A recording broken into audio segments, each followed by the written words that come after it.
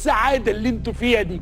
ايه، خدت بطولة يعني ولا خدت دوري؟ انهيار وصدمة عمرو أديب بعد فوز الزمالك على الأهلي في كأس السوبر الإفريقي، ويفاجئ النادي الأهلي بهذا التصريح التاريخي. شاهد ماذا قال. ولكن قبل أن نبدأ لا تنسى الإعجاب بهذا الفيديو والاشتراك في القناة ليصلكم جديدنا. بعد فوز الزمالك بركلات الجزاء على النادي الأهلي في كأس السوبر الإفريقي بالمملكة العربية السعودية، فقد جن جنون الإعلام الزملكاوي عمرو أديب الذي قال: والله يا جماعة أنا ما مصدق نفسي إن الزمالك فاز على النادي الأهلي بجبروته دوت. والله أنا كنت بتراهن مع الزملكاوية والأهلوية أصدقائي إن الأهلي هيفوز فوز كبير على الزمالك، بس ما كنتش أعرف إن المستحيل مش زملكاوي. الزمالك عمل ماتش عمره النهاردة، وبعد ما الأهلي جاب جون من ضربة جزاء أنا شاكك في أمرها صراحة، بس بعد ما شفتها في الإعادة اكتشفت إن هي ضربة جزاء صحيحة. لازم نقول الحق مادام فزنا يا جماعة. الزمالك جه في الشوط الثاني عمل معجزة، وجوزيه جوميز بتاعنا قلب على جوزيه مورينيو وعمل شوية تبديلات وتغييرات. أم ناصر ماهر نزل أم جايب الجون في الوقت القاتل اللي الأهلي بيجيب فيه نفس جوانه في الزمالك على طول. الآية اتعكست المرة دي يا أهلوية، ومن حقنا بقى نفرح. ما أنا دايما كان بيجي لي نقطة في ماتشات الأهلي، انتوا بقى تحسوا شوية إحساس من اللي كنا بنحسه، وناخد بطرنا شوية من قضية قفشة اللي زلتونا وزليتوا اللي جابونا. أنا فرحان قوي يا جماعة. أنا هنزل الشارع النهاردة أفرق فلوس من فرحتي. والله ما أنا مصدق نفسي إن إحنا نكسب الأهلي. وبقول للأهلوية ما تزعلوش، انتوا عندكوا كؤوس كتير، إحنا ما عندناش حاجة غلابة. سيبونا نفرح شوية. انتوا عندكوا الشهر الجاي الانتر كونتيننتال وهتقابلوا العين الإماراتي،